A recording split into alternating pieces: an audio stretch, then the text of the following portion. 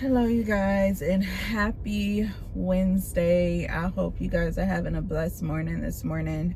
I had to hop on here and just of course, thank thank you guys for your support, your likes, your comments, subscribing to my videos. It's really a motivation to me when I do get that support. So first and foremost, I just want to show my gratitude to you guys and thank you for all of the support. I'm so thankful and grateful for it, truly.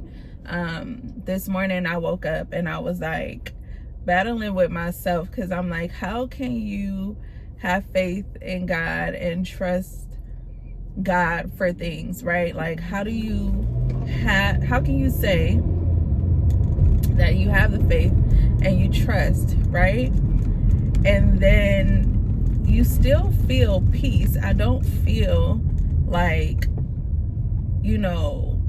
like a tremendous anxiety or that I'm tremendously worried about certain things, but I still think about the situations and things that are in front of me. But I was just talking to God and I was like, I can't come to you with nothing else than what the truth is right now. And the truth is, I trust you. I have all the trust in you. I have all the faith in you. But I can't negate the fact that I still have these thoughts. These situations are still on my mind because they have not been resolved, right?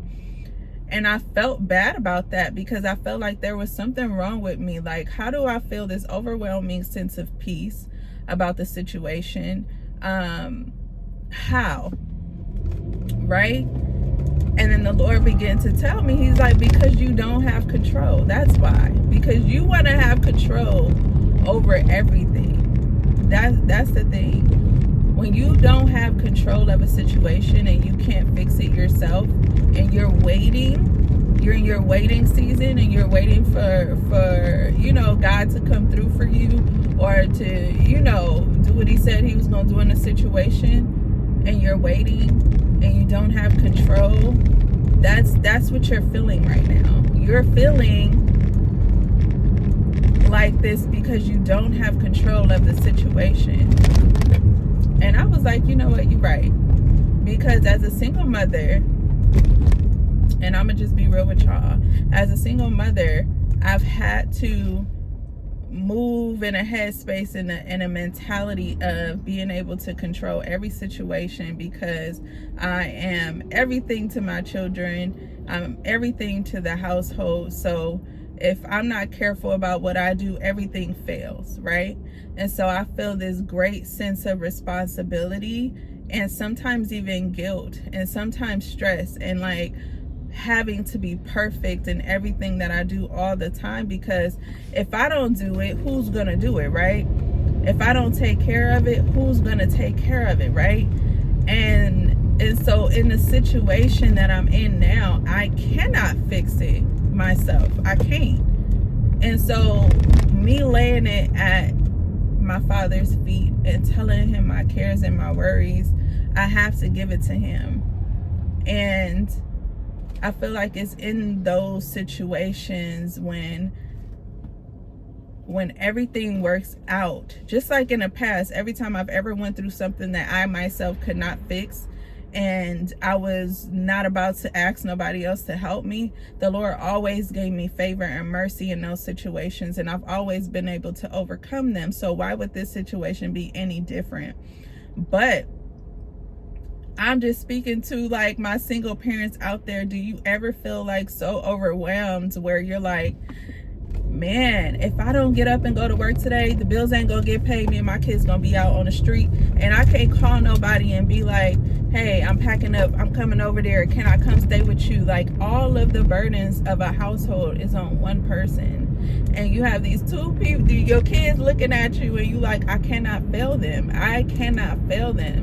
And so in this waiting season that I am in right now, I believe that God is going to work it out, but I'm waiting. And sometimes some of these things that you're waiting on does have a deadline. Sometimes some of these things that you need resolved, they got deadlines. And when you get closer and closer and closer to the deadline and you're still waiting, I'm not gonna lie, that worry starts to come up on you. And then it's like, what the hell am I supposed to do right now? I ain't even gonna lie to you. This is just like for real, authentically me and how I'm feeling as a single parent.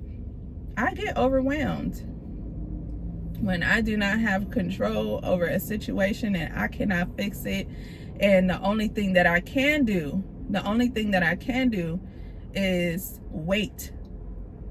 Give it to my Father and wait. So I think what helps me the most when I'm in these situations is remembering where I came from and the things that I had to overcome and the things that I did not have control over fixing. But remembering that in those times when there were deadlines and I had to wait on the Lord and I did have to,